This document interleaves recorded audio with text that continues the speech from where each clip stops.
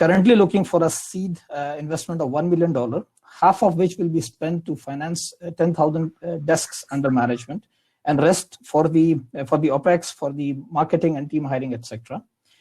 I talked primarily about the technology and economics of it, but we are primarily a social impact-driven organization, and that is something that gives us a huge unfair advantage against our competition. I'm more than happy to talk about that also if anyone is interested. Thank you very much for your time. No, thank you very much. Perfect. All right, Lucas, so do you hear me now? Yes, loud and clear. Georgia is back. Virtual applause for George. Here we go. Sorry, guys.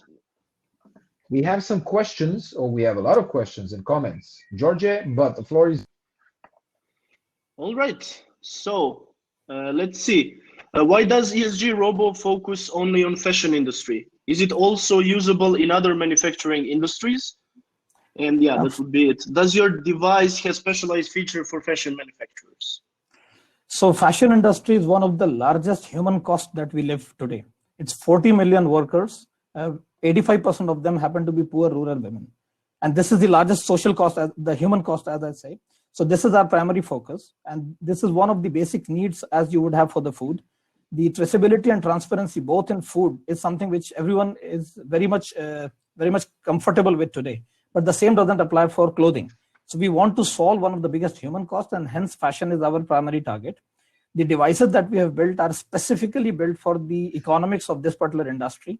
There are lots of elements of that which can be applicable on several other industries, but at this point of time, we are entirely focused on this, which itself is a very large industry. It's a $2 trillion of sales that we are talking about. And as I said, 40 million people. All right, so hi Sandeep, good presentation. Who is your primary customer? So we have, as I mentioned, right, we have multiple customers. Our primary customer is the garment factories. And that is, we do, unlike the social organizations, we basically try to portray them as evil who are trying to exploit all these workers. This is not how we look at it. We look at their problem and we have full empathies with the factories themselves. In a competitive environment where they are, we are trying to solve their problem first. And in the process, we are ensuring that we are able to solve the problems of the human element that resides within those factories. So our primary customer is the factories, but we have multiple secondary customers, including fashion brands and the OEM manufacturers, the spare part manufacturers, the banks, the insurance, and so on. All right, so one more question before we move on to the next theme. Who are your competitors? We have a range of competitors. So we have several ERP providers who are currently in the factories. We have other IoT manufacturers. Most of the ERP providers do not do the entire solution. So they require a lot of manual entries, or they require certain kind of integrations that have to come from other devices that will be fit in these machines. You have IoT providers, which primarily are meant typically for high-end machines. A typical sewing machine costs less than $1,000. So it needs something that can work with this economics. And hence we worked on our own sensors, which are extremely low cost, but they have the functionalities which match with any of the high-end sensors. All right, then thank you very much, Sandeep. It was a pleasure. Please stay here and join the networking session. We'll move on with the next theme right now. So just to wrap it up, guys, because I faced some technical difficulties and I really apologize for this. So what we had so far, we had HyperSign, who is offering unified and seamless authentication. Then we had Murmur decentralizing social media and detecting fake news. Then we had Pontis offering DeFi for exchanges and their users. We had also GoFinito, who built the scan and pay system and wants to build the loyalty program on top of it using blockchain. And finally, we had Sandeep talking about facilitating the conditions in manufacturing when it comes to fashion industry. So thank you very much, guys, so far. We will move on with the next theme. It's Drife, one of the teams decentralizing ride-hailing industry. So Firdosh, if you're here, if you can hear me, please join on stage. Okay, awesome. If you are ready, please feel free to share your screen and kick it off. Sure.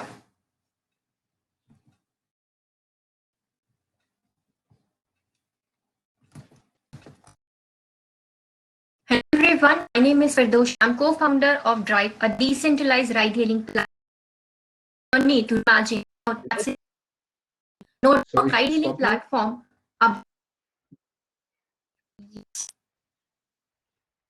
We can hear your screen. If you can share the screen, that would be great. I think it failed.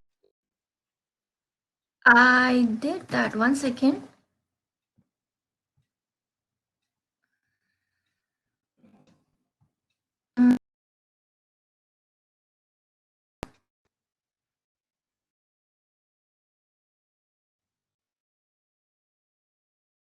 DJ, if you can share the screen, maybe. Can you share my screen? No, I'm afraid not. So maybe you can try again. The third button on the right. To the right, you have first the camera and then the microphone. I can see I'm sharing my screen. Not sure. Oh, I can see that you have some. Try again.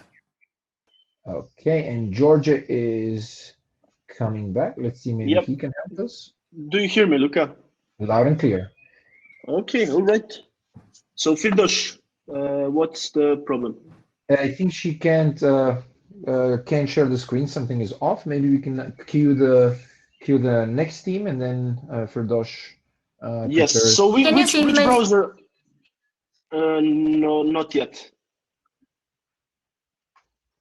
It's perfectly fine. Happens all the time. Browsers are nasty things. Yeah. And we can hear you quite loudly, quite badly. So I think your internet connection is a little. All right. So let's try with Firdosh. Please just fix the mic and try to share the screen. Maybe if you can pick Chrome or Mozilla, it would be nice.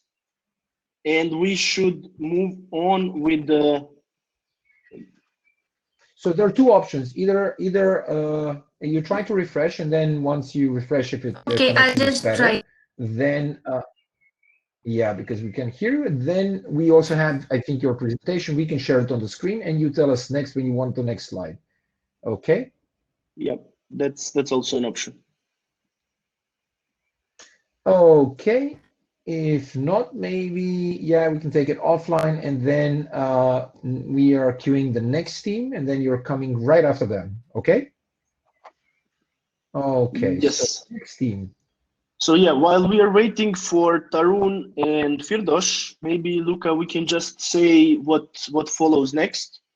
Okay, so the next team, we have, I think, three teams left. We have Tarun, who is from Quilltrace, who we had initially. Let's check with backstage. Backstage, can you hear us? 1, 2, 3, 4. We have. Yes.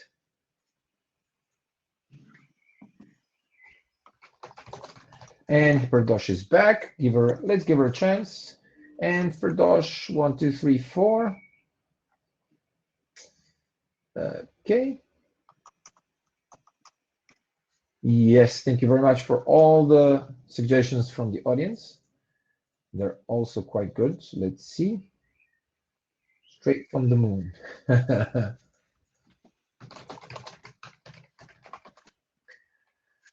Okay, and this is what usually happens in both online and offline. This is how it works. And Firdosh is back. We can hear you. We can see you now. Let's see if we can hear you. Okay. Can you hear me now? Loud and clear. Very good to have you back. Okay. Welcome back. I'll try sharing my screen again. Yeah, let's try it once again. And now we can hear you. I guess. Yes. Here you go. Okay, I'll just start now. Okay. Hello, everyone. My name is Firdosh. I'm co-founder of Drife, a decentralized ride-hailing platform. We are on a journey to reimagine how taxi industry operates. Platform a booming taxi. The emergence of technical and economic shifts, the move was never trusting as it has come today. With just few taps in your mobile application, they are all selling you convenience and giving driver decent income, chance to be your own boss. I think this is as perfect as it looked like. After talking to 1,000+ drivers and riders across India through running various surveys, is ride-hailing platform are keeping their value creator void of their ride. Existing ride-hailing platform charges 20-30%. Purvai Gajin also suggests 50% is the minimum wage in their state and 8% of drivers. Ride-hailing platform also exploit their user. Practice like search price have become infamous among users. But what's more scary is ride-hailing platform collect data from the way you travel and analyze this data to understand how price sensitive a particular user is and determine price for different user. This has left users disturbed due to lack of consistent price and transparency. Users are looking for different alternatives. Now, what's the solution? I take this opportunity to present before you the Drife platform. With Drife, driver will be able to have 100% ownership on fare, can build their network, and can counterquote fare. On the other hand, sister can select we take the zero commission model, charge 1% the fare paid. Does driver get access to higher income? Able to take up from the fare, lower fare. We believe in a community-based model, and that is why we incentivize participation. Have a passive source of every time your network makes a ride, you get to earn 1 to 2% of the fare. Blockchain implementation, the taxi industry that has gone so far. Payment transfer. We give the rider the ability to choose. All of this make us extremely variable. The market is expected to $1 billion to $30. India has a fair share.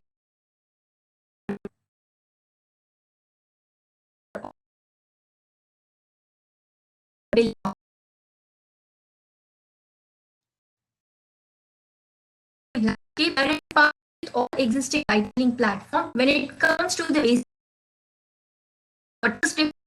zero commission model.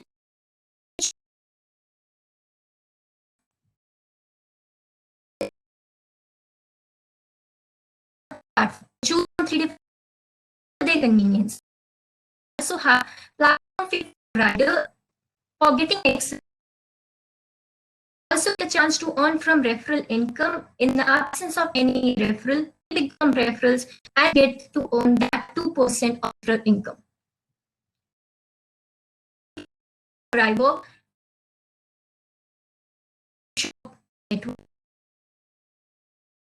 user to reward rider in the form of rights.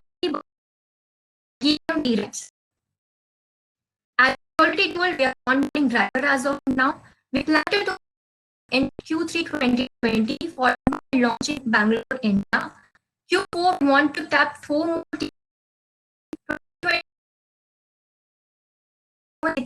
across India. 2022 and ahead.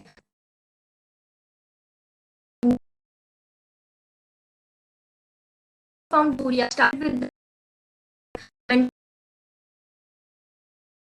fun.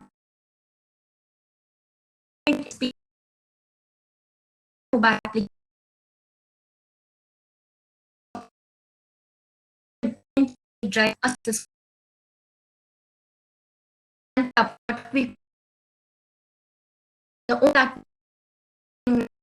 We are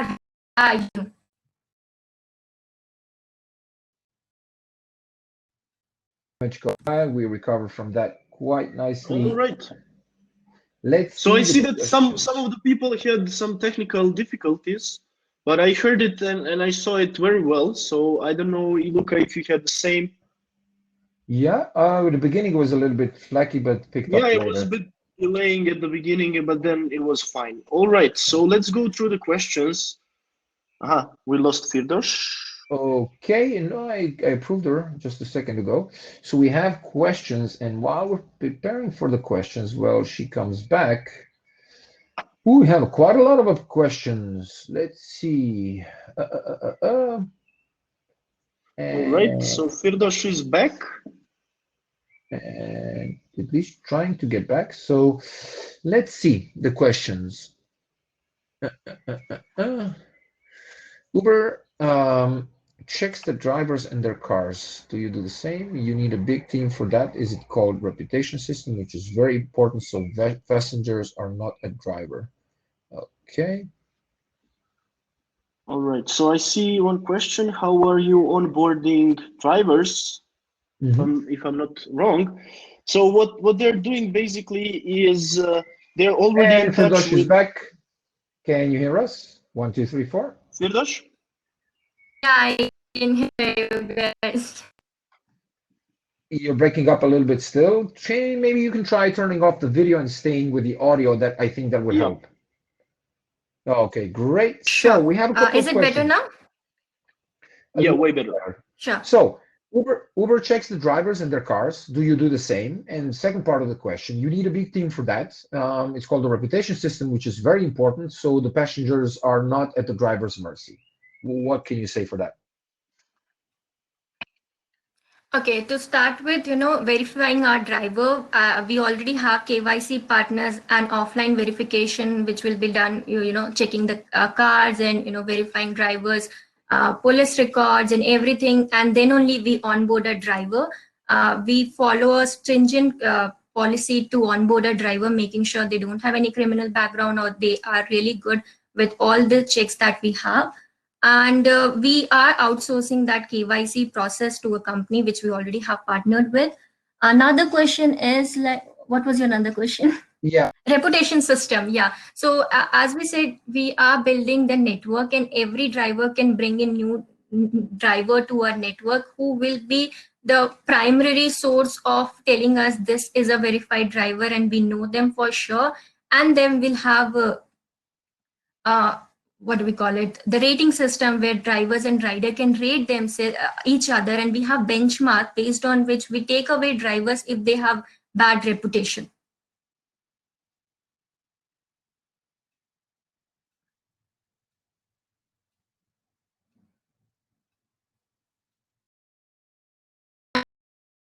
You, Luca. Can't hear you, Luca. Because I do you was hear muted. me? I muted myself accidentally. I'm very sorry about that. I can't. So, okay. Can't hear Luca. Okay, so we have a right. question from AP. There are other taxi apps on the blockchain. How are you different? And the question was because your voice was breaking up a little bit. So what's your differentiation against everyone else on the blockchain space? Sure. So we know a lot of ride-hailing platform who are working on chain, and what makes us different from this, a lot of startups being on ride-hailing on blockchain call themselves Uber 2.0, same business model to not solve them. We have to build something which is able to solve the gap and take out the gap this whole ride-hailing platform. If we are not doing that, there is no sense business model. Okay, very good. And another question from Deepak. With the current situation, what is your take on the sharing economy? Will this model work with social distancing and other norms? So starting with thing or the pool model, you can share the ride with different people. We do understand with this whole situation, it is not that viable as well. With time, we'll see how much to bring in the sharing economy. With for now, we will be going with you can only. And the last question.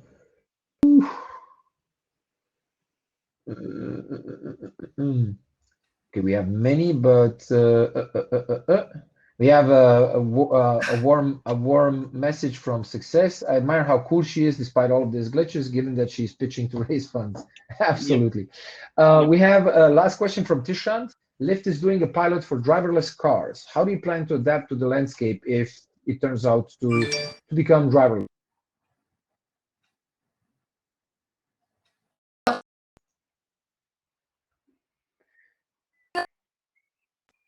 So Lyft and Uber and other companies are doing driverless autonomous cars who taxi people around. How do you plan to adapt?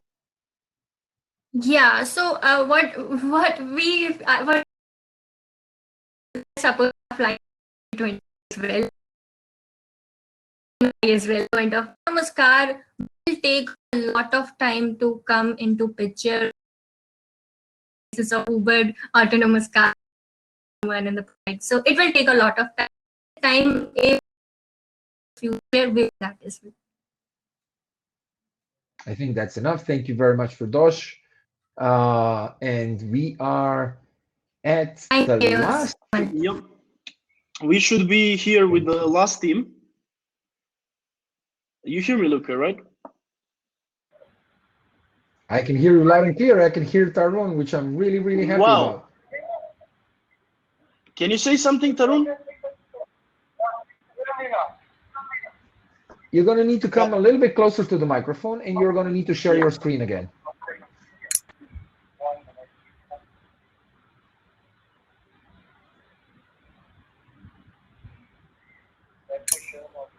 Okay, let's try to share the screen. Like, there are some technical issues, so Kavya is showing the audio output. Yeah, and I think we can hear you through Kavya, so if you can move closer to her, I think the audio would be perfect.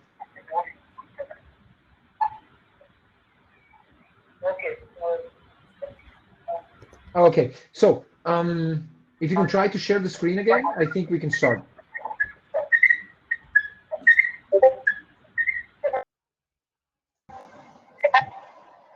And I guess we still have some technical difficulties.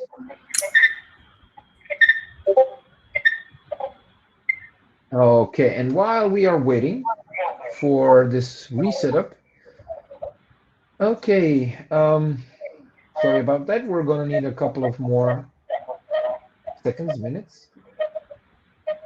I think we also have your... Yeah. Do we have the recording? I think we're going to go back to the recording. I'm sorry, but I think we have... Yes. Yes, and my colleague is going to join us very, very soon with the... Yes, exactly. So as we expected some technical difficulties, we prepared pretty much all the pitches. So the teams were ready with their videos and their slides. So that's exactly what we're going to try out right now, because we tried to solve Tarun's problem a couple of times. It didn't work out, so we don't want to keep you guys here anymore. So please, Joanna, if you can help with the video, we would be super grateful to you. Yeah, hi guys, I am just sharing the video. Okay, Perfect. super. Let us know when it's online because I can't see it.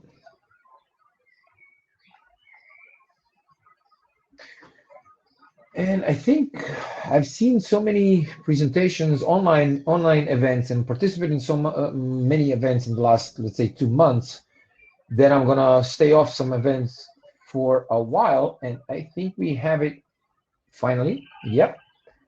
Okay, so if you can all double click down there to the screen, to Joanna's screen, Joanna is gonna try to play it, and I think we have the video also too. As I'm saying, and I think that somebody from the speakers earlier mentioned it before,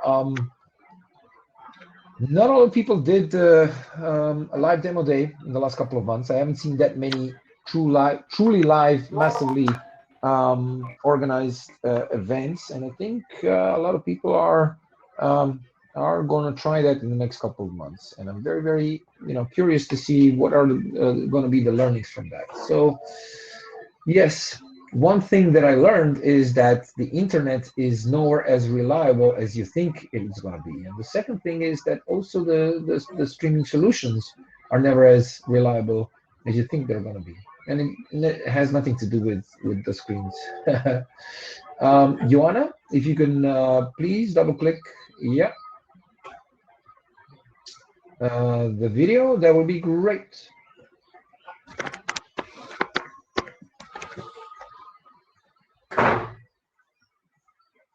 And we're gonna be okay. So continuing on until the video loads. I think this is the last theme, right?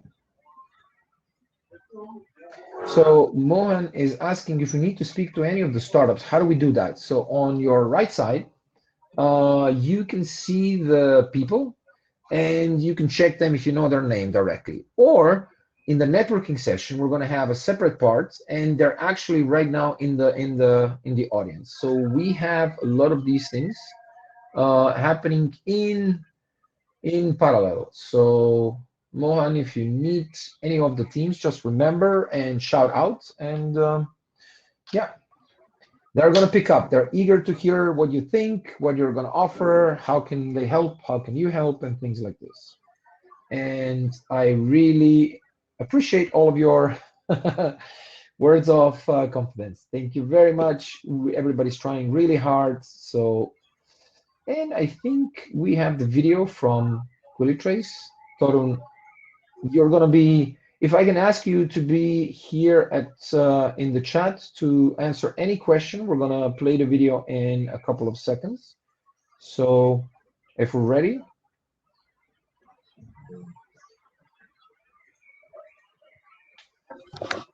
Let's go.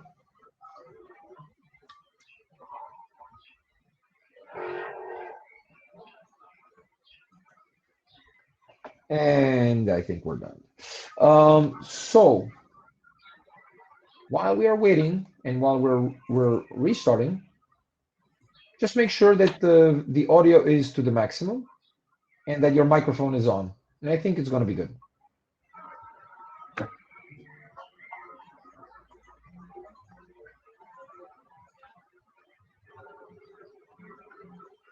That's also a very good suggestion. That yes, Torun, if we can play the recording and you can stay in chat and explain what the slides are for.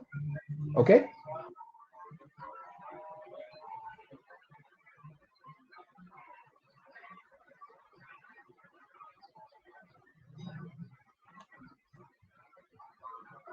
Okay, so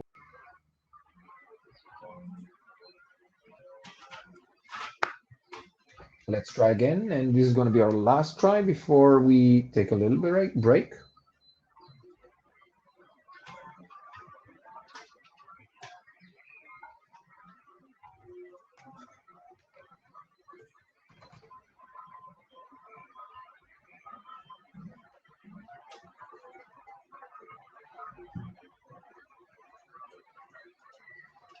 Yeah, and I'm afraid we're going to need to, yes, restart a little bit. We're going to take a short break to try to fix this situation. And I think the microphone, yes, exactly.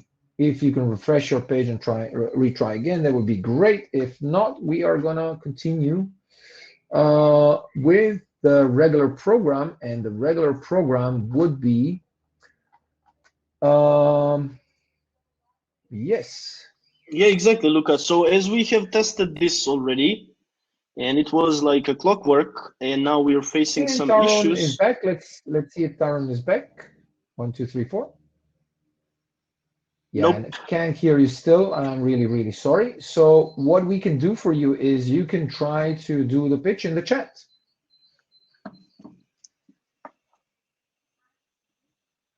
Why not? I mean, or if somebody from your team can try to join and test or do the audio, the pitch.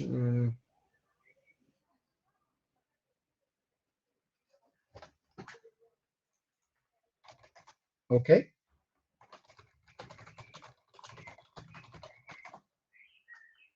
Okay. Toron, what will it be? Will it be the pitch in the chat, or shall we ask someone from your team to join us?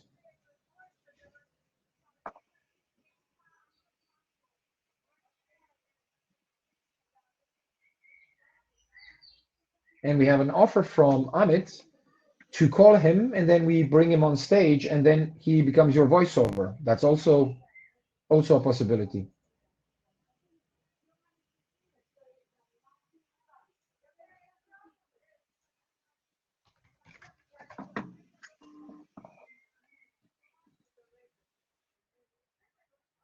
Okay, we tried that with Kavaya, but it didn't work. Okay, so Tarun, we still have some 2 minutes left. So if you can try calling Amit, and Amit will request the permission to share his camera and his voice, and he will be your voice. That's the only thing that we can do, or play your video. Okay? Okay. Well, Yep. folks, this is what happens. You think everything is fine, and then coronavirus happens and changes the face of the world. So Yes, exactly. And we have tested this already a couple of times. So definitely the video cannot work. And Tarun was perfectly fine yesterday with his sound and video. So But at the end of the day, yeah. we will try our best. But at the end of the day, we also have to be pragmatic with the other teams and also with the panelists waiting for us. So let's just try to figure out something in a couple of minutes. If not, I'm scared that we'll have to skip Quill today. Nirai, yeah. Thank you very much. I'm just checking. We don't have anyone requesting the permission. So if you refresh and do it again, we would hear you. Nirai, yes. You're going to need to refresh. And this is normal. We have 200 people again on the stage watching us on the platform. So yeah.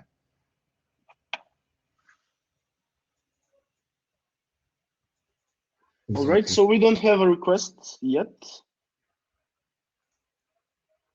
Okay. So if not, maybe we can start preparing slowly for the panels.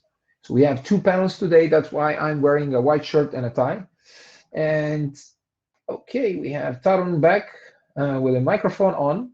We can hear you, but whoever you're calling needs to request the permission to access the.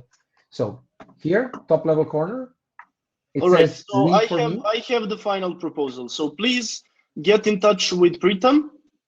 He's a CEO at the end of the day. So please just make sure that if he is available, Pritam, if you are listening, and I'm quite sure that you are, please try to join and walk us through Quilltrace. And we have Nirai. Are you here? 1, 2, 3, 4. Yeah, hi, Luca. Oh, very good. Finally. We can hear you. Hello. Yeah, hello, how are you doing? Okay, it's a bit a busy day, So Busy day fixing issues. yes, we're gonna come back to you. We're having an issue with one of the teams. You can if you can please stand by. Don't leave, please, because I don't want to chase you. So we're gonna start with the panel in a couple of minutes. We had some issues with one of the teams, and we're trying to get them a chance to pitch in front of them. It will be sad. I would be really, really sad if they didn't have the chance to pitch in front of all these lovely people. And Tarun has started the screen sharing, which is awesome. And hopefully I can see the screen, but the audio. So we have Pritam, CEO of Quilltrace, joining us in a minute, and he will try to do it. Okay, so awesome. let's just give the guys the final chance to do their pitch. Yes. If not, then I'm scared that we'll have to move on. Kartik, Vivek, thank you for joining us. Just to give you a little bit of an update, we're going to be delayed for a couple of minutes, and we had some technical issues with one of the pitches, and we wanted to give them a chance to pitch. After all, this is all for them. So yes, and if I just Kartik, I just approved you. If it doesn't work, please refresh and try again. So let's see if Yes. And okay, Amit, are you here? I can hear you. Okay. Amit, 1, 2, 3, 4.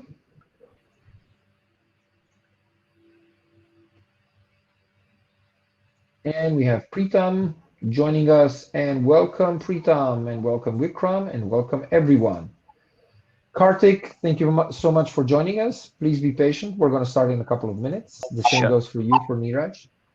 And let's see if Amit, are you here? Amit Saxena, we can hear you. Your voice is audible. Hello. Yes, success. This is a true startup experience. We are trying to allow the last chance because I saw Pritam joining us, but then he left. Look, I mean, I don't want to. I mean, we could have yeah, continued earlier, but I really want to try give our best and give Tarun and Pritam the chance to pitch. But I'm afraid we're gonna need to start. Yes, we're gonna need to continue on.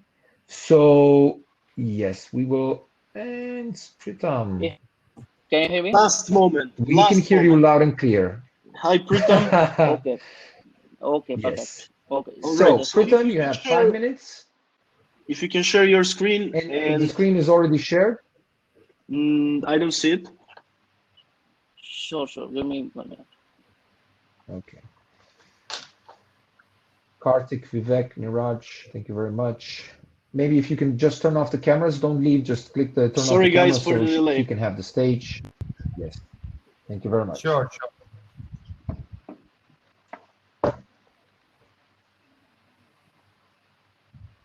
Okay, Can you Pritam, see we're my ready screen? for Not you. yet.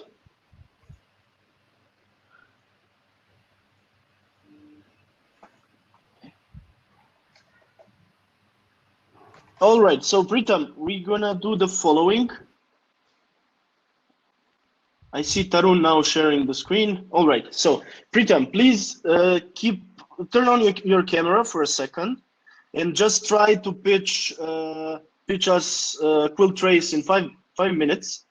If we experience sure. some difficulties, we'll just ask you to turn off the camera and just hear your voice. So that's the final thing that we can do right now, because we are already late and we tried several times. So just, take the stage and without slides, without anything, just try to pitch Quill in 5 minutes. All right, here you go. Okay, sure. Okay, here I go. Okay, so Quilltrace, like what we are building on Quilltrace. Quilltrace is a blockchain-based supply chain SaaS platform, and our motto is transparency is the key. Okay, so have you ever wondered the food or the bottle of wine you are buying, like the bottle you are buying is like fake or like authentic? Okay, so the problem that currently we are facing in supply chain is lack of transparency. The supply chain are less efficient and the supply chain are less ethical and sustainable. Okay. And what about a solution? A solution that we are providing is we are giving real-time transparency for all the stakeholders in the supply chain. We are bringing more trust and efficiency in the supply chain through smart contract-based automations, and we are more customer-focused. We are giving a customer-centric mobile app to traceability and transparency. Okay, about our product features, we are already live on web app and we are currently developing mobile app, and our APIs are also available, and currently we are building ERP connectors. Okay, and about our product features, the major product feature is the supply chain based workflow, where like you can define your full supply chain based workflow, invite all the participants, set your roles, decide the access privacy rules and all. The second is you can see any product provenance and certification management. And the third is that we are integrating AI, ML, and big data management. And the fourth is the more customer-centric applications where customer can see the full product history by scanning either QR code, by barcode, or any security seals. Our current market size that we are targeting is $1.2 billion. And our major competitors are on which we divided are more centralized and more affordable, and we are like more affordable and more decentralized. And our competitive advantage are we are industry agnostic. We are providing blockchain based smart contract workflow designers, and we are providing smart adapters that can be integrated into existing ERP and IT systems. And we are also integrating zero knowledge proof or like private channels. Okay, our business model is subscription and license based, and we are also developing a tailor-made solution for different industries. And we are targeting revenue by 2025 at $12 million. Okay, our go-to-market strategy is currently we are partnering with multiple producers, doing the marketing, creating affiliating programs. And we already have 3 non-paying clients, and we have more than 20 plus good leads. About our team, like me and Rajat are co-founder of Quilltrace, and we are building Quilltrace from last 3 years. And Tarun Rama is our chief business officer. And with the funding that we are currently targeting is 100K USD, from which we are going to build a sustainable supply chain product on æternity blockchain and more focused customer-centric mobile app and marketing and sales strategy. Yeah, thank you. That's it. I'm open for questions. We made it! Woohoo! Thank you, Pritam. Yeah. We survived this as well. So we have a couple of questions. First one is many supply chain solutions, differentiation and scale in case of Quilltrace.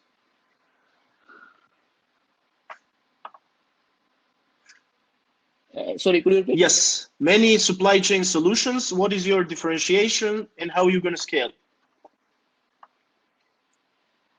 Our differentiation is we are like bringing a kind of a easy kind of already AWS, we are kind of bringing a digital ocean, easy to build your supply chain for any industry.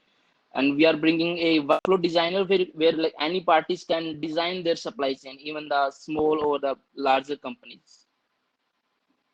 All right. Then we have you thought about scalability? Recently, Walmart has rolled up their blockchain-based solution. Any thoughts? What would make your solution different? Scalability, like we have tested with Ethereum blockchain for scalability. Like we are now going to try, with æternity blockchain, the off-chain, smart contracts. That is going to bring more scalability. All right. So, any thoughts on Walmart, or we should move to another question? All right, so we have another question, simple question. If it's based on QR code or barcode or anyways, how you tackle counterfeit, like identifying the real and not copy scanned in blockchain?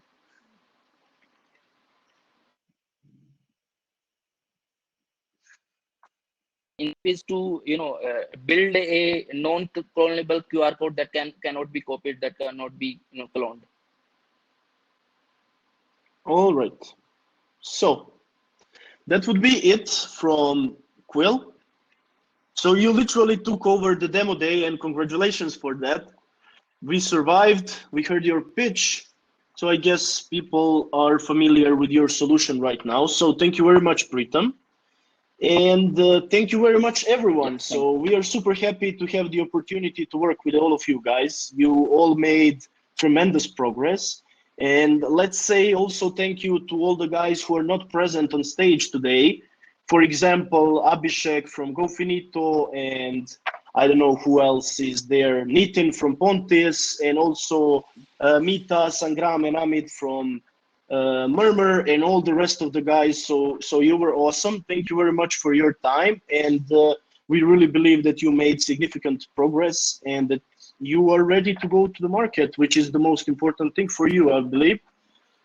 So now, as our jury is a step away from finalizing the decision based on the performance during the whole program and the future potential of every team and today's pitching sessions, while they're doing so, let's move on with our first panel. So Luca, if you are there. I'm here. Thank you very much, George. Thank you. And I'm taking over. Has been a rough ride. Okay, so thank you, everyone. I will join you for the announcement and for networking. So thank you. Thank you, and you can turn on the cameras right now. Thank you so much for your patience. And we are going to start with the casual part of the program until my colleagues are back with final verdicts. So, okay, welcome. Before we kick off, the conversation we're going to have is from adversity to success. So this is, I think, the perfect occasion to hear from the founders and CEOs of successful startups talking about the obstacles that they can basically encounter during their career, how they can overcome them, and what has been learned in the process. What the latest crisis have shown us, is a perfect example of anti-fragility. The concept that you all probably are familiar with. If you're not, the concept is that all things, they don't not only gain from chaos, but needed to survive and flourish. So everything that hits them and they survive makes them stronger. So what we're going to ask ourselves a little bit is what types of startups or enterprises can withstand these difficulties, and how they can absorb the applied pressure and transform it basically in energy to grow and be successful. So this is what we're going to do today. Together with our guests, we'll be exploring cases and sharing experiences on how exactly, you should maneuver through disorder and chaos and, hurt that basically is going to lead you to success. So today we have an amazing, diverse group of people, and I want all of you to reward them with a virtual applause. You can applause in your homes. Welcome Niraj Kandelva from CoinDCX, Prashant Balasubramanian from LastBit, Vivek Prakash from BrowserStack and HackerEarth, and Kartik Mandavil from Springworks. I really hope I didn't butcher your names and I pronounced it properly. I'm usually very, very bad at names, so it took a lot of concentration for me. So welcome everyone. Thank you once again for joining us. Let's kick off with an interesting question. So the concept of anti-fragility is very interesting. There's an old saying, what doesn't kill you makes you stronger. But is this really the case? Do you have personal experiences that can attest or disprove any of that? Any of you is welcome on the stage. You can basically kick it off.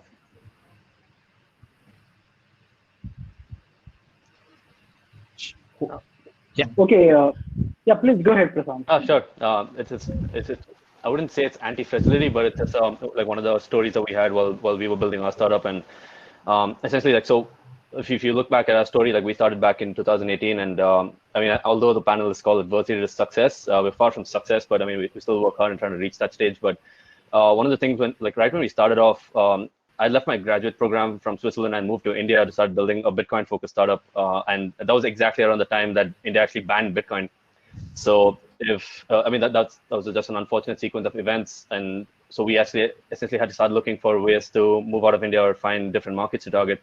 But we were able to actually make our way all the way to Europe and now to Silicon Valley. So I think it goes well with the saying that what doesn't kill you actually does make you stronger. And I mean, we're in a pretty good spot right now and trying to build a pretty interesting product. You want to go ahead, Vivek? Yeah. Yes, definitely. So yeah, thanks, Prashant. That's actually, I would say, very encouraging for the startup these days.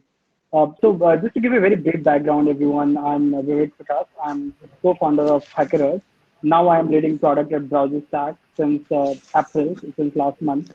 Right before I graduated from college, I had moved to Bangalore to start HackerEarth, which became one of the largest developer platforms in the world today. And over 1,000 businesses use it to do talent assessment, and they use it to do recruiting. So there have been adversities, right from the first day. I moved to Bangalore to start HackerEarth and built it for over 8 years unofficially. There were challenges, about fundraising. There were challenges about, so we took it out of the college back in 2012 when there was not even a very evolved ecosystem. But how do you build a company? How do you do fundraise? How do you go to angels? How do you pitch them? And then there were adversities like that, when you are simply starting up a business when the ecosystem is not very evolved. Over the years, our core, you can say, motivation became that let's build a company which lasts for a very, very long time, irrespective of whether, we are facing, fundraising issues, whether we have a runway of, probably just a couple of months left, whether, let's say, our product is not working at any given time. Can we build a company which lasts for at least 10 years? And if we are able to do that, just if we are able to do that, then we can build a company which is valuable. I don't know how much valuable, but then we would have built a company which would have made an impact and which can be valuable. So that was the whole mindset, all along these years. And that is why Hackers still goes on. Even though I'm not there, it's in very capable hands right now. I remain a major shareholder in the company. Obviously remain well-wisher and advisor in every way. But having that sort of mindset, even in a times like this, is extremely important to go through any such situation. And believe me, in 10 years, probably you would go through 5 such instances where there would be, there would be a feeling, or there would be a moment that it would feel like, the startup is going to die probably next day or next month. But it's very, very important to have a strong mindset, a strong execution plan, and go through that. Yeah, this is Karthik, the founder of Springworks. We are an HR tech company. We've used blockchain, kind of in background verification in multiple other places. So, I completely agree with this topic. I think the way I see anti-fragility is staying nimble and, kind of having that hustle always there, right? And culture is the most important thing to kind of make this happen. If you have a very good culture, if, the team is passionate about, what the company's vision is, everyone is working together as one team, one family, and not just in individual roles, then you can kind of continue to stay on nimble, and especially in these scenarios, like literally overnight many companies had to go work from home. We are in the background verification business, which is only done once you're hiring. Like enterprises literally went from hiring 10,000 people a month to zero, right? Hiring has completely stopped in the entire market, right? So we've kind of seen revenues drastically drop on this, vertical. So, and all of us have to, come together, rally. That is where culture and kind of, just staying this nimble comes in. So we've launching a bunch of post-engagement, post-hire engagement products, especially for remote teams, work from home teams. So I think that's where like you have to kind of, even though we are like 120 people now, if everyone comes together, decides, okay, this is what we want to do as the next phase of the company, you can actually make this happen. Like we've launched things in 1 month, which earlier we would have probably not launched in maybe 3-4 months, and has only kind of already started showing us revenue impact right from the first company which is using it. So I think the concept of anti-fragility, which is if you are staying true to a vision, have a good culture, have a good team, you can kind of face any kind of adversities. Very interesting. I think the culture thing is quite true. And we have a question later on coming exactly for this. You just reminded me. But I think maybe Niraj, you wanna add something? Yeah. So I think have been hearing some great views from Prashant, Vivek, and Karthik. But to add to that, I think one very important thing when it comes to maintaining anti-fragility is having belief in the larger objective that we have in the long term.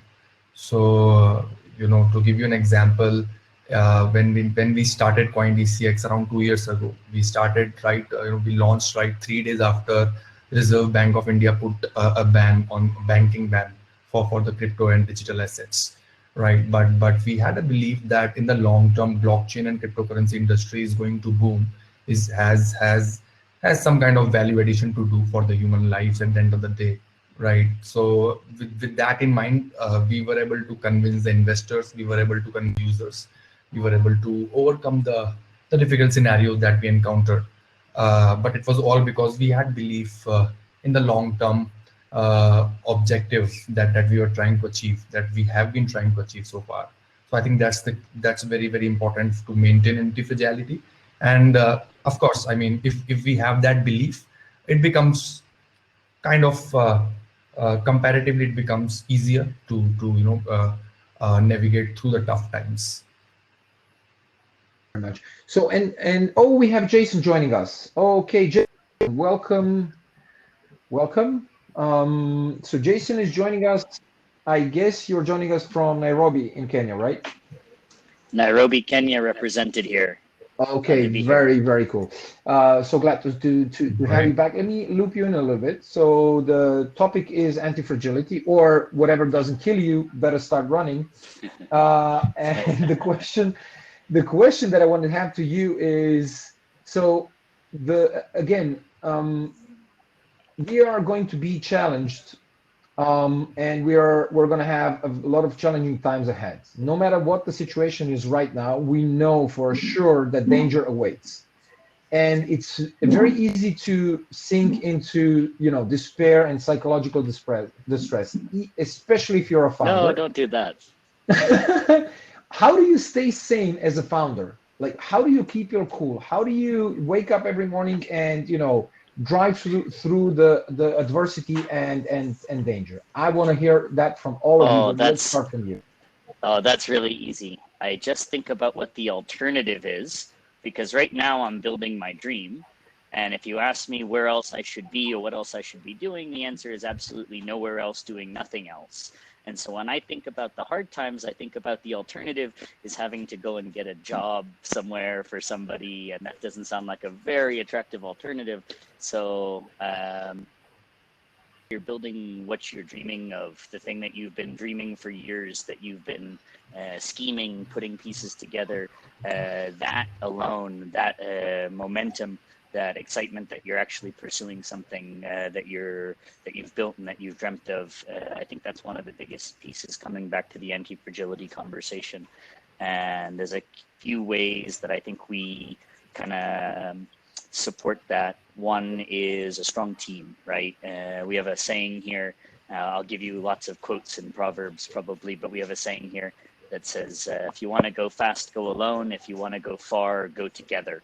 The stronger a group is, the bigger a group is, the kind of stronger you can become, and you can lean on each other. That's a huge piece of it.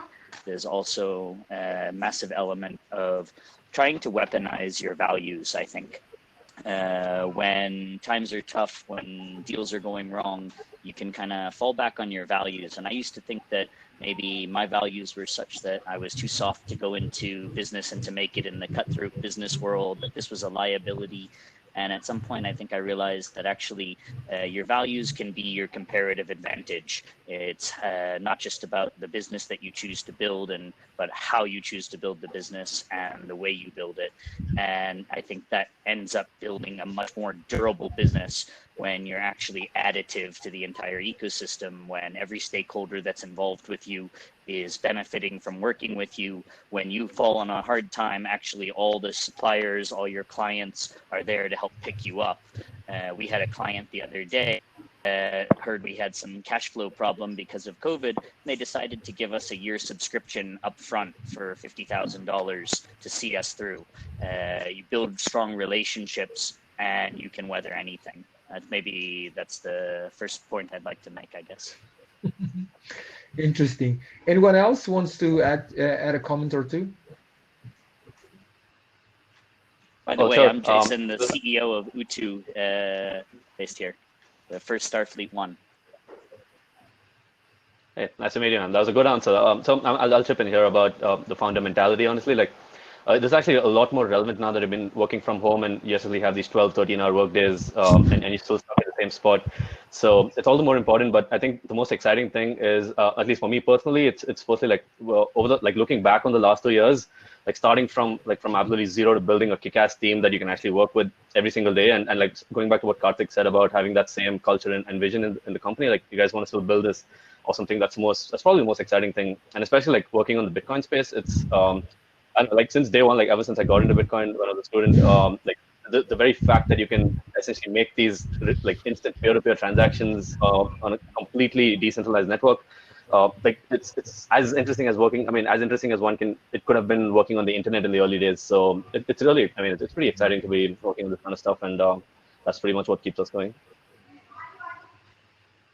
Absolutely. Absolutely. I think I often, very often compare it exactly to this. I was a kid when the whole internet thing was happening, and I was dreading one day I'm going to be able to do the same, just to connecting to the question, like all of that. But again, so just continuing on the same tone. So one would say that hard times create strong people create good times, and then good times create weak people, and then weak people create hard times.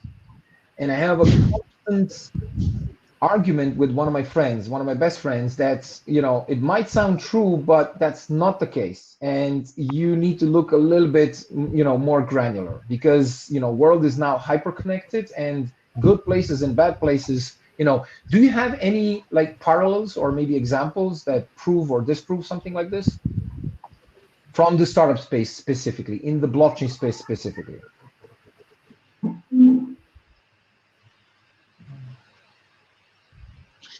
I think blockchain space hasn't seen many. It's still very new. I guess it's only been 10 years. Yeah, definitely in the startup space, we have seen companies come out way stronger in 2000 burst in 2008, right? Like Airbnb is an example. It's probably not doing that well now, but it definitely, that was when it kind of, was heads down, started working on their product, whatnot. 2000 is when Google, Yahoo, all of these companies were, had kind of started. Obviously, they all went through that .com burst. I think specifically in the startup, in the blockchain space, I think it's still very early to kind of call any company a success. Probably Coinbase is the one, success which has kind of started when, a lot of people in this, I guess conference and in the world did not even know what a Bitcoin is, right? So they went through all the initial struggles, the legal aspect of it, the security, technology, whatnot, and now it's one of the most successful blockchain companies, and as in not just blockchain but overall, as well. And I think that in your point, if you strive through bad times, there's no guarantee that you will end up turning out to be successful, but at least you will come out stronger, right? Maybe this is not the idea which will be success, but you will have learned a lot, right? And I think bad times is a very good time to kind of refocus. Okay, this is what I want to do for the rest of my life, right? Am I cut out for this? It kind of weeds out some entrepreneurs and companies, but the tougher they get nimble, they get down to basics, and come out stronger. That this history has kind of shown that again and again over all these economic recessions we've had. Interesting view, and I think I tend to agree. But the reason why I put this quote is the following. I think so. Starting from a perspective, for example, you are operating in a country which has abundance. For example, you are in the Silicon Valley, and you start building startups, and everything is right because you have abundance of cash, you have abundance of talent, you have everything at your disposal, and then this thing hits. The COVID-19, the blockage, the investment dries out, and everything basically compresses. And then you have someone who has been born in India or born in Africa or born in Yemen, who is trying to do the same thing, and that person needs to fight every step of the way. And because everything around them is like Australia, everything that lives and breathes is trying to kill you. You go in a water, shark, you step on a bush, there's a spider, things like this. And then trying to compare these things to the blockchain space that we're right now in, because kind of I'm looking at all of you guys are building something in the blockchain space. And I always saw a blockchain space when everybody's talking about these economical cycles, everybody knew that something is going to blow up. And I kind of knew that the blockchain companies, the companies in the crypto space, are remote first, resilient because everybody's out to get us. The regulators initially, like in 2009, 2010, 11, 12, 13, 14, everything there is like a huge minefield. So comparing these two worlds, what do you think, how does this play out in the next couple of years in India, but also worldwide? I don't know. Well, again, I don't want to hijack the chat, but I mean, that's again a very relevant question. Like, you're absolutely right. Like, the cards are stacked against you, especially building something in the crypto space. Nobody wants to work with you, especially if you're doing anything in the banking, fintech, or regulatory space. I mean, like, you literally have to fight everyone. It's way easier to build a non-crypto company or a software company. I mean, or you can do an ICO if that's that's the easy way out, honestly. But Exactly. So, I mean, it's unfortunate where you're born as such, but like you said, you do have abundance of talent and funds in Silicon Valley, but it's not that straightforward. Like even if you fight your way or you claw your way all the way to the other side of the world, there's just 100 more other startups fighting for that same cash. So at the end of the day, it's just like, even though the cards are stacked against you, I mean, you just try to keep building what you want to build. So that goes back to your concept of anti-fragility. Interesting. Just a connected question to Vivek. Vivek, you build amazing communities, and you built Hacker. You were a CTO. I mean, this community had a massive 3 million community. But looking at it from this perspective, but it was in a completely different space. It was not blockchain, was not connected to this, and now you're entered into this space. Can you do some parallels? What kind of things can we learn from the old world and then impact it to the new one? Yeah, so my biggest learning, or you can say experience from building Hackers has been that if we are building a geography agnostic product, it doesn't actually matter a lot where you are in the world.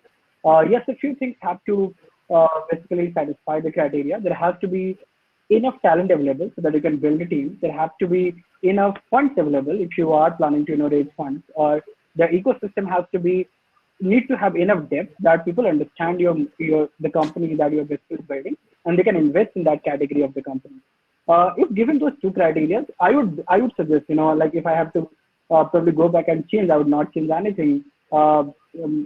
Speaking purely from the perspective of being in India and being in Bangalore, it actually turned out to be a blessing in disguise.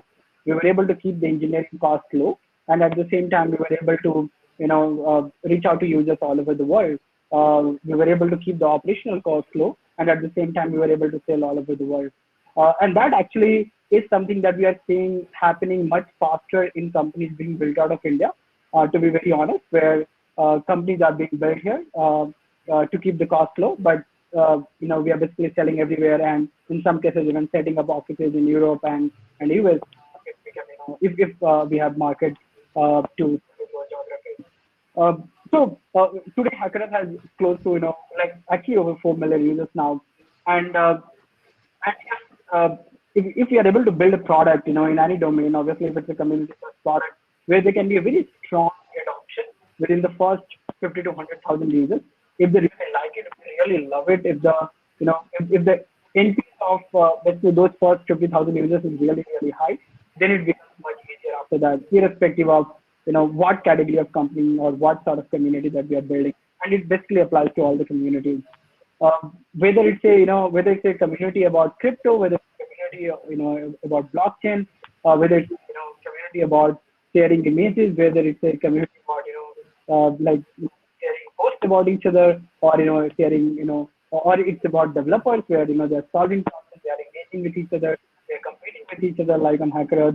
The core principle remains the same, that can we build something which they really like doing, which can also probably help them grow up in their career, or which can really in some cases meet the sort of gratification that they are looking for in any sort of community, where it becomes very powerful. And if today if anyone is thinking of building a community, I would say there has never been a better time. More and more people are getting on internet. We are already hearing of some stories about a few apps coming up, which allow you to basically get on calls and chat with each other and get connected with each other. So whether it is about simplifying remote work, whether it is about doing remote work together, whether it is about just connecting with family and friends, there are a lot of things.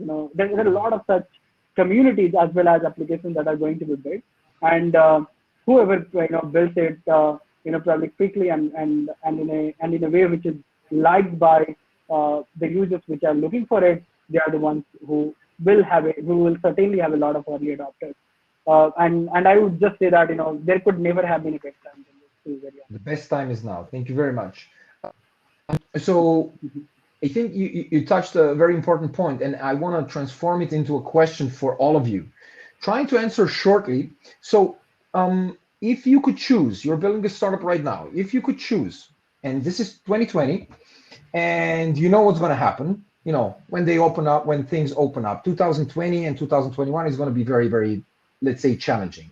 If you could choose, if you could have abundance of financial capital, so let's say fundraising and everything that you have, or if you could have abundance of human capital, meaning that you have the best team that you could even think of, what would you choose, each and every one of you, and why would be the reason to select that? Maybe you can start.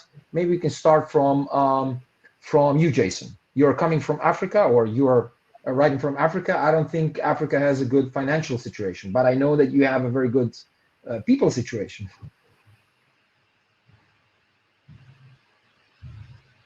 I'll have to go with the people. That's what I know. I think I've had my dream team for a couple of years now, and we're building amazing things. And with the right people, money can come.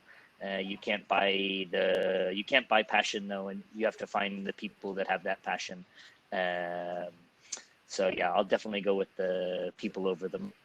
But the nice thing is we're actually raising money, so I guess I don't even have to choose. We have the people, so if you're investing, you can actually come and bring them. Then we'll have both pieces. But otherwise, the right talent can take you a lot further than any amount of capital. I've seen huge sums of money blown. I saw $2 million turned into $15,000 of sales a couple years ago by a European e-commerce trying to come to Kenya. That was a pretty epic failure. Lots of money, probably the wrong people leading. Thank you very much, Jason. Maybe someone from you, Prashant? All right, sure. People or money? I resonate a lot with what Jason said. I would pick the people as well, but it really depends on what kind of fund, what kind of money it is. If it's sound money, as in is it government issued money or is it Bitcoin? But in either case, yeah, you can't really do much with money when you don't have a kick-ass team. So I think putting together a dream team is something that's way more valuable. Does anybody have a different opinion? Like, give me the money, I'll find people because I'm so good. The people want to work for me.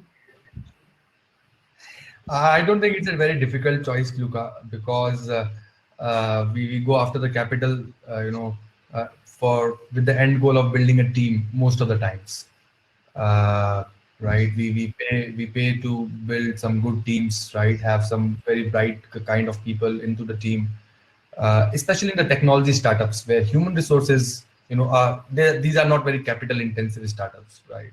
In the technology, normally. The capital is just the human capital. So we typically raise the money to build the team. But if we get the team directly, then what's the need of raising the money?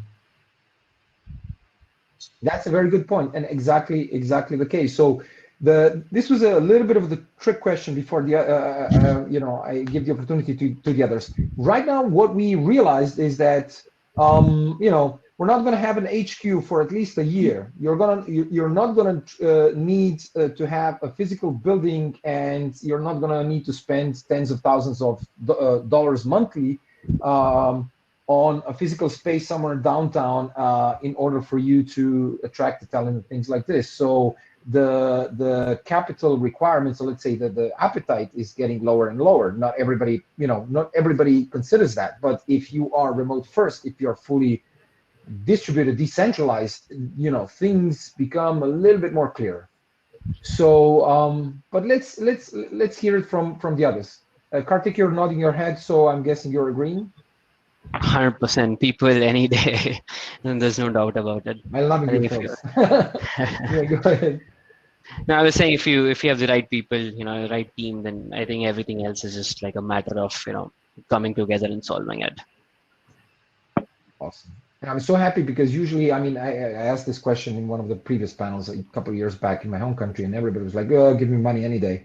I can buy people." But I'm very happy that you guys are all for it. Vivek, you want to add your? I would, it's a combination of everything. If I'm being very pragmatic here, first, I need a problem, a large enough problem or a very impactful problem. I need people. I would obviously need money, and I'm being very pragmatic here that I would need all of them to start up, and it's not that any of this is extremely hard. If someone gets their head to it, That is what basically a starting up requires. In some cases, it could be just two people, convincing each other, becoming co-founders, being, who would be willing to bet their life on the problem, and then working together for a year, building a prototype, coming up with, something which could be sold to customers, raising money, and building the team. So it basically takes everything, and I wouldn't probably pick one over the other, to be very honest. And I'm being very pragmatic. That's why it's such an interesting question. But thank you for your ad. So before we wrap up, and we have a couple of questions, really interesting ones in the chat. But I want to ask you. So you're right now operating for a while, and you have some experience in building, raising startups. So do you have any practical tips for all this young women and men trying to build it in difficult times? Like a sentence or two, what would you say to them? What do they, what should they do, or what should they avoid? Yeah, I would say. Okay, I will probably. Yeah, Please go ahead. I would say, focus on people, build a very strong culture. And, in these times, especially when fundraising is hard, getting revenue is hard, the best thing you can do is build a stellar team. And that's actually the easiest thing to do now, because people are out of jobs, people want to switch, they want to try something new. Talent is available for a cheaper cost than ever, in our lifetime. So build a strong team, and then, kind of work, have like a strong team which works together all adversities, whatever comes, in the future. Thank you very much. Who wants to go next?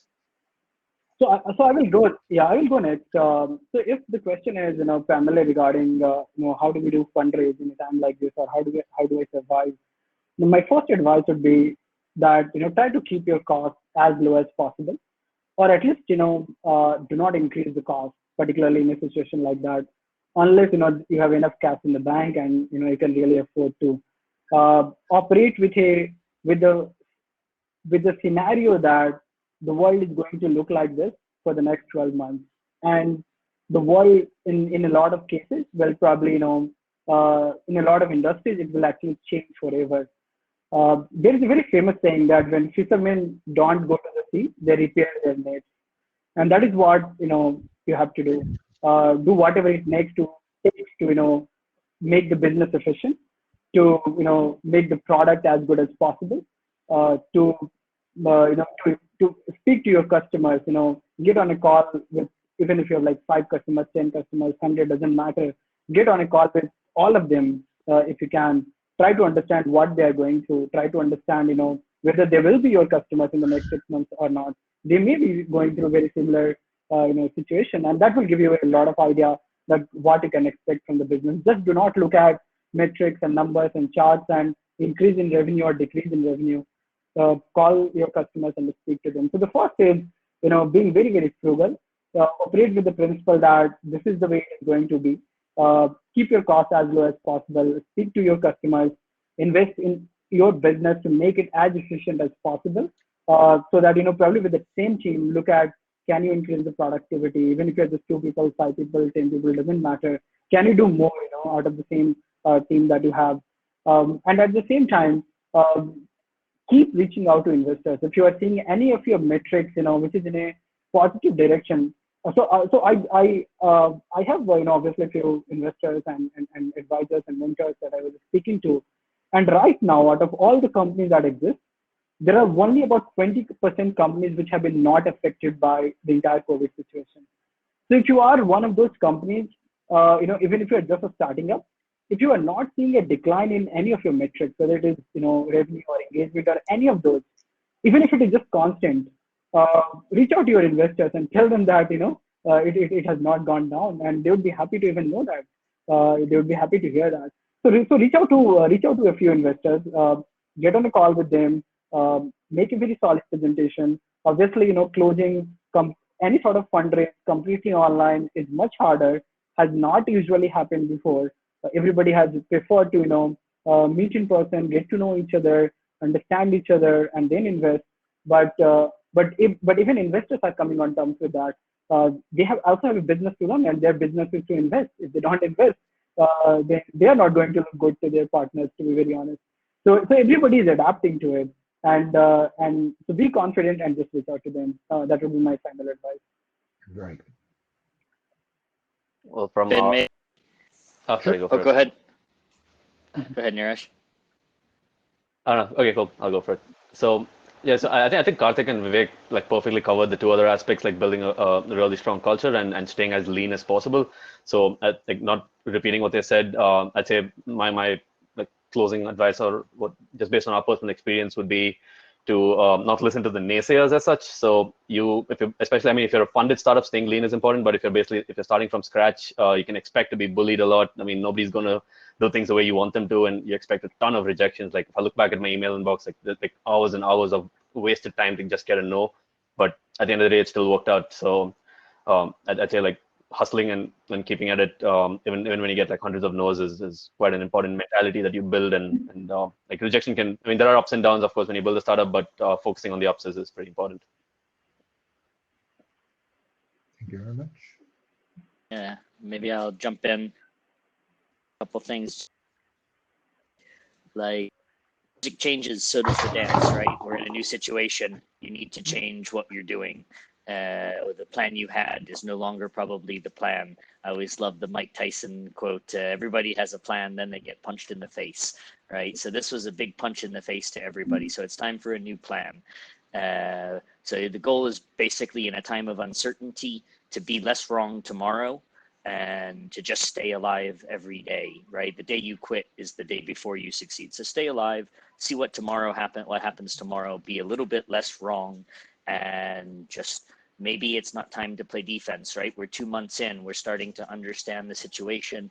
At some point you need to think, okay, I can't just play defense for the whole year. Maybe I can play offense. Is there an opportunity that's opened up that I can play offense, a hole that can be filled, that our tech can plug, that our business model can plug, somewhere where we can get off the back foot and get into an business model? And if you find that, don't be afraid to accelerate on it. Yes, stay lean, but that doesn't mean just hold everything close. If there's an opportunity, don't be afraid to seize it, because you have to play offense too. Thank you very much, Jason, for that. It has been a very interesting insights from all of you. And just for us to close before we move on, we have a very interesting question from the audience to all of the panelists, and let's try to keep it really, really brief because we're a little bit ahead of schedule. What are your points of improvement for the Indian startup ecosystem, especially during the crisis like this? How do we make the ecosystem anti-fragile? Maybe we can close with that words. Try to keep it like 30 seconds or less.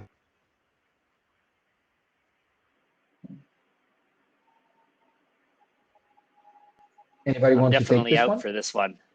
I'm definitely out for this one. I think in the not considering what the government can do, just kind of keeping in mind what us as private citizens can do. I think what we have an opportunity right now is we are on the equal footing with US and the rest of the world. Like they are remotely working, we are remotely working. They don't have salespeople to go to visit enterprises, close deals. We are in the same place as them, right? So this is probably the first time we are directly on the same footing as Silicon Valley. Right? So this is the perfect time to seize the opportunity, close deals, understand the customers, as Vivek said. Like I have done so many customer research calls over the last month and all over the world, and people just are all willing to help. So because we are literally on the same footing except the time zone. So this, I think, sets the level is the same for everyone. So we should actually take this opportunity, fight stronger than ever, and we have a much better chance than before to succeed, just because of this equal kind of competition with the rest of the world in terms of competing companies, having bigger sales organizations versus being in the same geography and all of those things. Right now, there's none of that matters.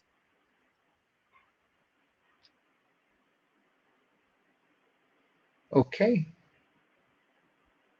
Yeah. Yes. So summarizing, basically adding to Karthik and summarizing to what I said earlier, being anti-fragile right now basically just means hanging on till the situation gets better, doing whatever it takes to survive. A lot of times, building a startup or continuing to grow a startup is also about surviving such hard times. It means keeping the cost low, not being very frugal, focusing on optimizing the business as much as possible, speaking to existing customers, taking their insights, ensuring that they don't churn, and then as Karthik said, uh, given that the entire world is on equal footing, wherever there could be potential customers, and they are also getting adapted to closing deals online. Obviously, it's not happening as much we would like it to happen, but it would gradually start happening. This is a new reality that we have to accept for some time. So there's nothing better than trying and being out there. Well, my answer's pretty short. Building on what they said, I mean, I don't think the Indian startup ecosystem is that much different from the Silicon Valley ecosystem or anywhere else for that matter. So I'd say, like in one line, it's like stay lean and hustle. That's pretty much it. I love this. Stay lean and hustle. Okay. Have been notified that I used all of our time for this panel. I want to thank all of you for joining us. Thank you for giving us your insights, and I'm very sorry for the slight delay initially. And I think you gave a lot of interesting and very useful insights to all of our teams, but everybody else watching us. Thank you very much all, and we are moving to the next panel. Thank you. Bye, guys. Thanks so much, everybody. This was wonderful. Bye-bye. Great job. Wonderful. Hi, and our second panel, and I'm going to try to keep it a little bit shorter, but I guess we're going to be a little bit leaner. So we are going to talk about one specific thing, very, again, close to the first topic, crisis of 2008. If you're as old as I am, you remember 2008 because you are 27, 28, 29, something around that time. And we're going to talk about the crisis in 2020 happening right now, seeking the opportunity. So somebody mentioned in the comments that, this is a well-known concept of economic cycles. And, they're mapping the fluctuations between periods of expansion and periods of growth. So what are the similarities between the economical crash, or let's say better, the consequences of the economical crash in 2008, and the one predicted for 2020? What opportunities and developments are inherited from the last global crisis? Can this be a stepping stone for the current situation? And just to move forward with the optimistic tone, we will step back in time to the financial crisis of 2008 and try to remember all of the lessons we have learned since, and apply them with our predictions for the future. So with that being said, I want to welcome our today's hosts.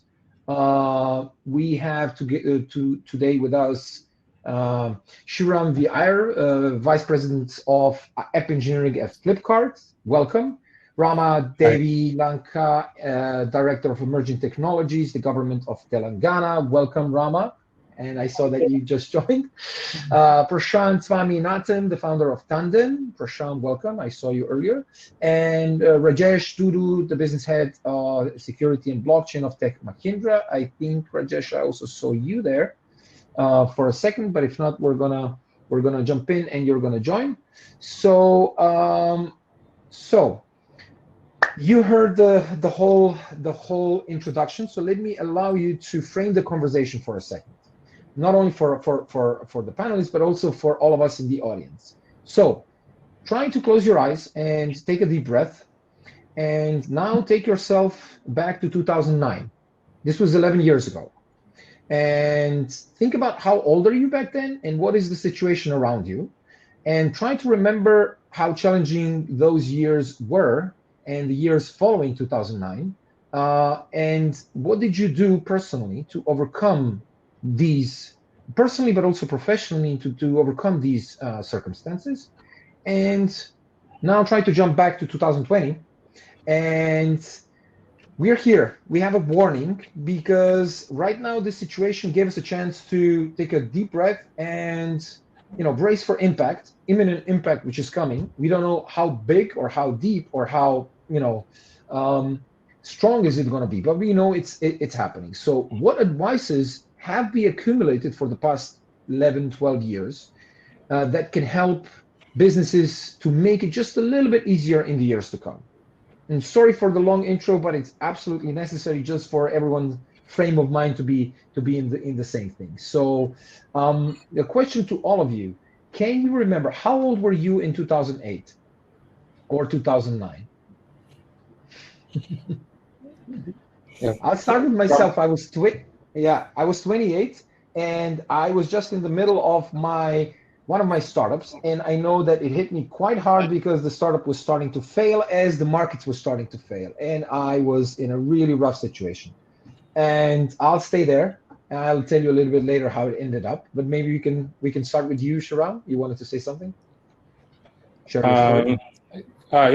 Yes, Luca. So I was probably in my late 20s at that point of time. I didn't know what a recession was, so it was not so much fun handling it. But the experience is the same, right? But I will probably take a minute to probably differentiate the 2008 versus 2020. That will give us an opportunity to analyze the differences and also compare the similarities. So I think the first thing we have to acknowledge is that all is not well, right? Like it is, we can't say, oh, things are okay now. Like the first thing is to acknowledge that all is not well. And whatever we have now, right, is like turning off a very complex piece of economic machinery abruptly without knowing how to start it back, right? Never before the world has seen anything like such a large economic shutdown at such a global scale. But there is a huge difference between what happened in 2008 and versus what's happening in 2020. The 2008 crisis was actually caused by something internal to the economy. For example, the bond market, the dishonest bond market, working with dishonest rating agencies, basically fueled by the greed of few. So there was a fundamental economic crisis in 2008. But what is happening right now in 2020 is not something internal to the economy, but external to the economy. And it is more like a natural disaster than anything else. And this is amplified to a massive extent. For example, if there's a tsunami or if there is a large earthquake, it is typically restricted to a certain geographical area. But this time, the whole world has gone into the same time into a natural calamity like this. And there has been a complete coordinated shutdown of economy globally, right? So this is the big difference between 2008 and 2020, where the first one was due to a economic system, and the second thing is because more of a natural calamity, probably natural. We should probably classify it like a natural calamity. So, but the after effects are the same. Like the liquidity has been sucked out completely out of the economic system. The both macro and microeconomic impact is like clearly evident that since a lot of people have lost jobs, the macroeconomy is also not looking great. So so there are multiple ways of coming out of this or coping with this. I will conclude mine in like a minute or so. The first thing, there are two ways to go about this, right? Even today, Ray Dalio posted about this. One is the frugality approach, right? Like cut down your expenses, go as lean and mean as you can, and so on, right? So this is one of the approaches. But I personally believe in the approach like which Henry Ford says, right? Like build something which people want. So as long as you build something which people want, then that is the best way to come out of this.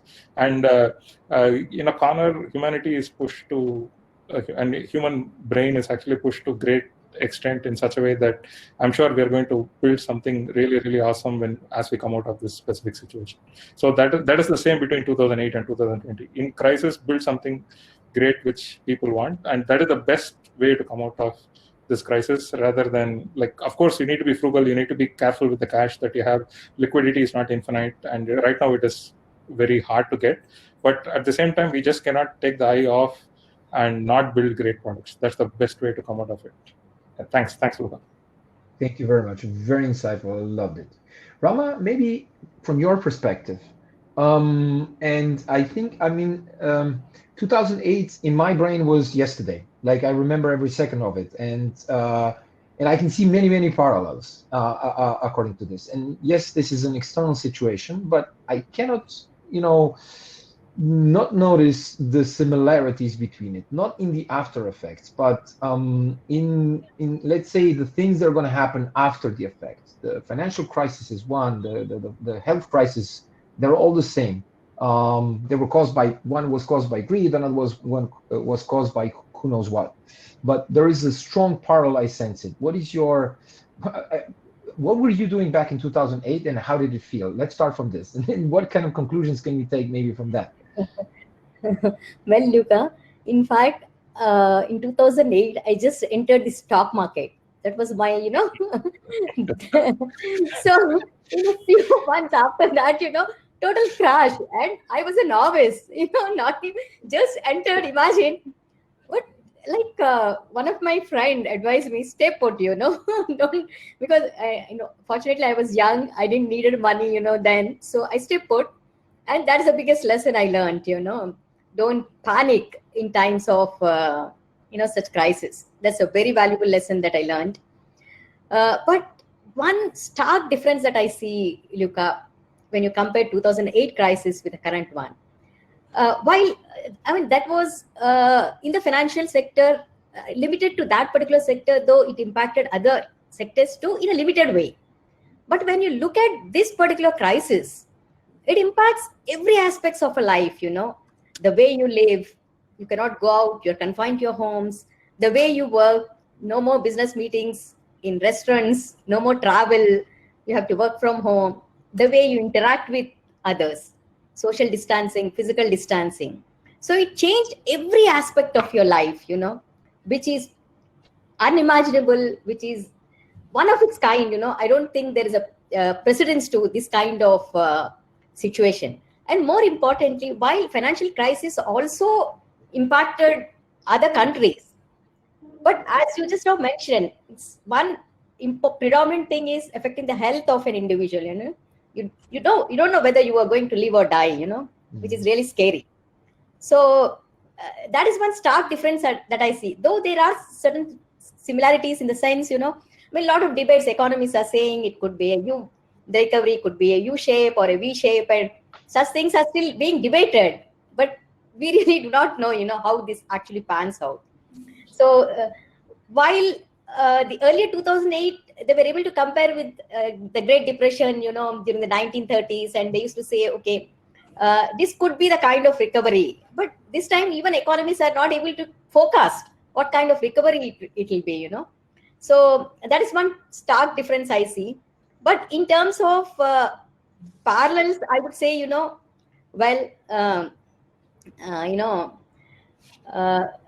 world is going to bounce back no matter what, coming out strongly. And instead of resilient, I would say, non-fragile way. So because that is the term we are using in this conference, I thought it becomes more resilient. But I just saw a quote by Nicholas Taleb in the website. So whoever is resilient, they stop there. But if you're anti-fragile, you're going to go forward. So yeah, that's my take on that. Thank you very much. And I must admit, the thought, the thing that you said, that you just entered into the financial market, it became very, very, very real. That's probably was not so much fun. Prashant, what about you? So you are, I guess, a little bit younger than me at least. And how 2008 was? How did it look for you? Can you hear me, guys? Yes, loud and clear. As Sriram was mentioning, right, the greed of the few, I couldn't hold my giggle because 2008 was when I joined Morgan Stanley in London in investment banking. The team I was in, we were actually securitizing mortgages globally, and we were the people who were creating the entire asset-backed securities, CDO squared. If you've seen The Big Short, then yeah, that's what I was pretty much. Okay. So I've seen it like right at the epicenter of this crisis. That's what I was for 10 years. Right now, 2008, as you start your career in investment banking, you think you kind of you have the world in your palm, right, at that point, and then you go enter, and then boom, everything just collapsed. And then it was just about survival at that point, and our team like went from some 60 to around 5. Thankfully, I was still there. On a daily basis, you're always thinking about this, right? To a point, at some point, you then realize life is much bigger than this, and then you cannot just spend every waking worrying about it. Now, the key difference between 2008 and 2020, in my opinion, is that 2008 was a pure supply shock system. What I mean by that is trade flows across economies had shut because this demand shock actually because there is like people are losing their jobs, like unemployment had gone up, all the extra savings were going down because people entered the stock market at its peak. So there was a lot of impact therefore on buying goods, etc. Right? That's why we went into the recession. So all the central banks started pumping a lot of cash in with the hope that demand increases, and which kind of brings an increased GDP, right? The problem in 2020 now, however, is it's a shock to both sides of the system, right? Demand is shut, and so is the supply. People are not going out, right? You can pump as much cash as you want, but if you're not opening up economies, if people are in lockdown, then people are not using that money to make anything, right? And then the demand is obviously short because people are losing jobs, and then etc. All those things are happening. So when it's a shock to the system on both sides, and there is this timeline that you cannot gauge, then it's very difficult to even address it for all the economists out there, all the central banks, etc. Because you just don't know what's the end goal that you need to reach to in such a situation. So but I've seen 2008. It kind of, I think, made me very, very resilient. I would love to say that I have a panacea that I've learned from 2008 that we can apply to 2020, but not really, because this is once in a generation kind of an event. So glad you said that, and so glad you shared your experiences here. So let's go with the following question. So destruction is often said to be a form of creation. One of the teams said that earlier to me. I'm not sure who, but this is connected to this crisis. So this current crisis has in some way destroyed the current economy, the way that we operate. It's very, very, very, very much so, and we know it. So, but at the same time, it took us to allow us to take a pause and think, how can we rebuild it in a way that it's more resilient and it's more reasonable? And basically, what do you think? Are we ready if we haven't learned that much from 2008?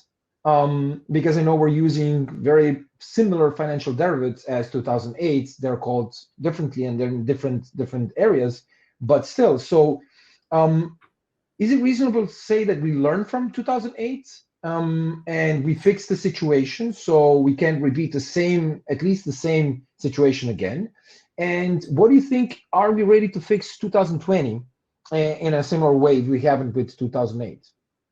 What's your opinion on that? What's your take? Are you asking me, Luca? Yeah. 2008, everyone thought the world, all individuals, all corporates were highly levered, right? They had a lot of debt on their books, and that was something, and the world had to delever. Now, come to 2020, let's even ignore this entire COVID situation, right? 19. The leverage in the system, especially like all the economies, is like multifold of what it was 2008. So keeping even COVID aside, I don't think we really learned from 2008. And if anything, we made situation a lot worse across a lot of the economies. if COVID had not happened, right? Everyone, including like Ray Dalio, right, was predicting a recession in the next 12 to 18 months anyways, right? So in short, I don't think we have learned much from then anyways. Now, how do we tackle this? I mean, look, every economy has to kind of look at it differently, right? I mean, US can obviously print as much as it can. It can increase its debt as much as it wants till it is the reserve currency of the world, because it can print itself out of the debt. If you look at countries like India, for example, right, we cannot print as much and just hope that it will kind of clear all our problems, because then you're giving rise to inflation, your debt becomes more expensive, and then it is a nightmare for you to handle once you're out of this pandemic. So it has to be very specific to every economy, and also yeah, I think going slow is probably not a bad thing for everyone other than the US, because you just don't know how long this thing will last, right? And it can be 6 months or it can be 18 months. If you use all your bazookas up front, and then assuming that it'll all come out in 6 months, and then in 18 months it's still not there, then you don't have a lot more ammunition to use to rescue the economy. Yeah. So Shriram, I heard you. So you nodding your heads. You wanna add your 5 cents? No, I actually agree with Prashant on most items here, except the printing money. I'm not an economist, but I think that is probably needed for India as well. So, but other than that, I agree with Prashant on all his points. Okay, so let me ask you this. So 2008, 9, 10, etc., especially in the place that we are right now. So in the years following the crash, some amazing companies were created. Companies that we consider like the gods of the startup space, or the gods of technology. Companies like I don't know, Airbnb, Uber, Instagram, WhatsApp, Dropbox, heck, even Bitcoin was created, directly after 2000, I think in 2009, so directly after the financial crash. So this tells us one thing. It hurts and it's scary, but we learn how to adapt, survive, overcome, and use all of that happening in the financial crisis, all of the things that the previous panelists said, and build all those amazing things. What do you think the world will look like after this crisis passes? What are the WhatsApps and Ubers and Airbnbs of this decade, or of 2020s? Do you have, basically, do you want to have a take of what is going to be, this resilience, especially if we know this, that all the companies that were mentioned took off massively because of the mobile revolution. 2008, 9, 10 were the time where this little thing came out, the first iPhone, and created completely new markets. So they rode the trend of this. So who are the winners of this decade after all of this calms down? So I can take this. I think we should do a case by case. So a very famous quote, right? The growth happens at a zone, right? Like right out of your comfort zone, right? Like otherwise people are not forced to innovate in the comfort zone. So if you look at, there is a wide range of industries, like as Prashant pointed out, right? Like this is a unique case where both supply and demand are actually massively affected. But I'm hoping that at some point of time we will come out. But when we come out, there are some industries which will recover faster. Some are like actually going to be massively affected, right? Like, for example, things like pharma, healthcare, telecom, and utilities, the essential goods, as we say, like grocery, those things are not affected much, but their delivery channels, how they are delivered, are getting affected. But if you look at customer discretionary spends, like fashion, accessories, and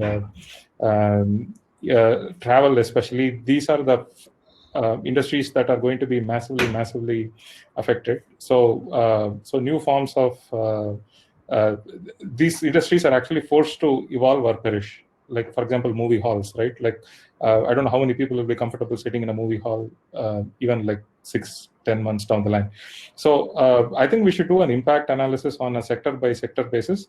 And I think the industries that are set to impact the most will need to out innovate and come out all guns blazing, in my opinion. So but there are general themes that are coming out, like remote working. So the startups which are going to work, for example, the Microsoft Teams, right? Like recently reached a 75 million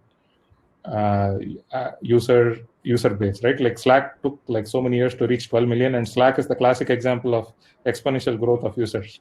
So Microsoft leveraged its distribution and hit 75 million users in like no time, right? So remote working is going to become the norm, and the tools, for example, Zoom-based applications, like Zoom should probably become a platform where they can deliver more applications and so on.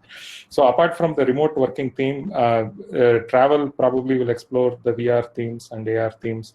Education is like done for like completely revolutionized with more tools for studying from home.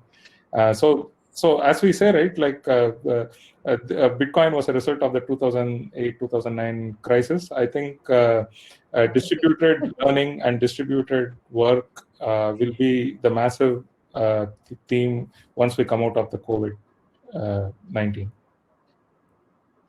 Thank you very much. Rama, Prashant, want to take a shot at it? So Rama, for you, because I saw that you disconnected and then you came back, I'm glad to have you back.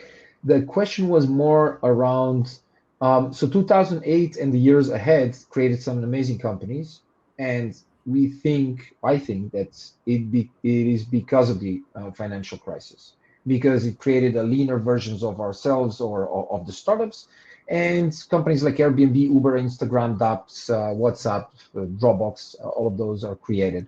So what do you think 2020s are going to look like? Who are the WhatsApps of 2020s? As Sriram has said, there are three sectors primarily that I look at, which requires innovative solutions. We need to be really creative to come out with good products and solutions. One is, as you said, communication tools, working from home. Earlier, only 20 to 30% of the workforce used to work from home. Now it's 100%, right? So you need good communication tools to carry out your meetings, or, you carry out your work and so on. So that is one area. The second domain is cybersecurity is going to be an important area that I foresee. You need to, because now employees are using various devices, to carry out their work, access data from home, which the companies are not prepared for. They're now outside the firewall of the company. So new cybersecurity solutions will have to be, designed and developed. That's one area that I see. Then again, tools for HR. Now, you totally need different set of tools for HR to manage their employees.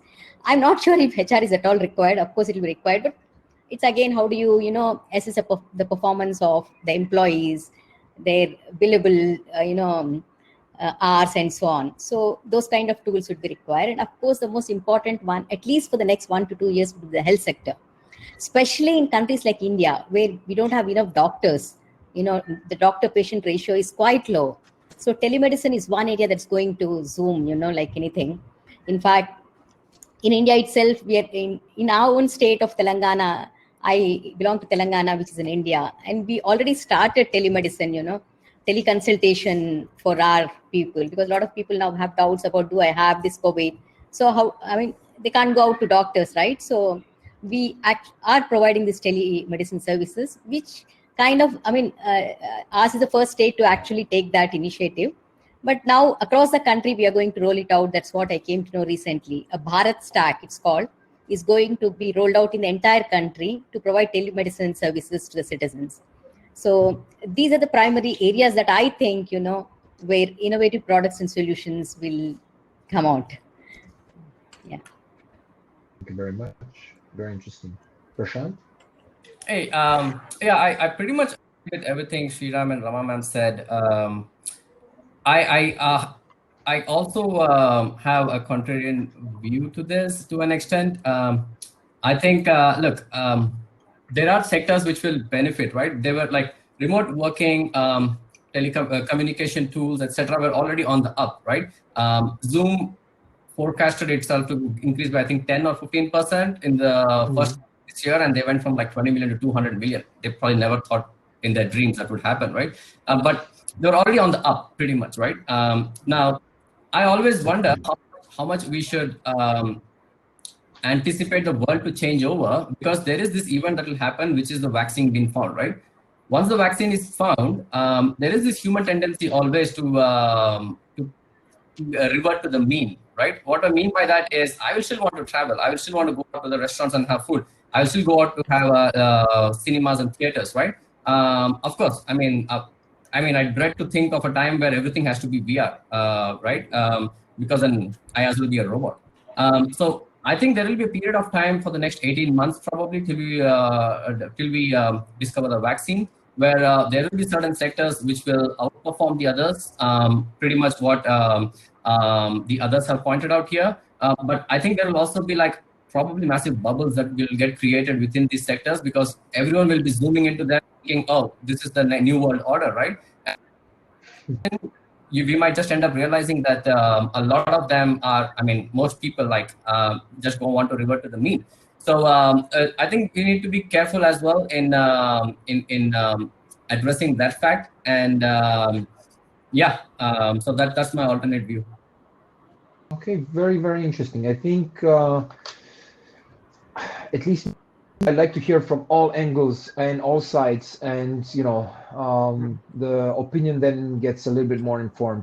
We do have some questions, or let's say comments from the audience, and we're going to take them. So we have from Harish Shankar: will real estate collapse? Then will the popularity of mass transit go down?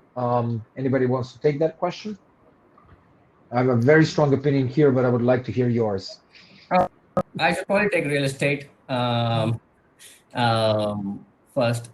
So look, real estate always will go down, right? What I was saying, it will always, like in a 10 to 15 year horizon, it keeps going up, because you always have inflation that is positive, wage growth that's generally positive, population increases, demand for housing increases. So on average, 10 to 15 year horizon, real estate always goes up.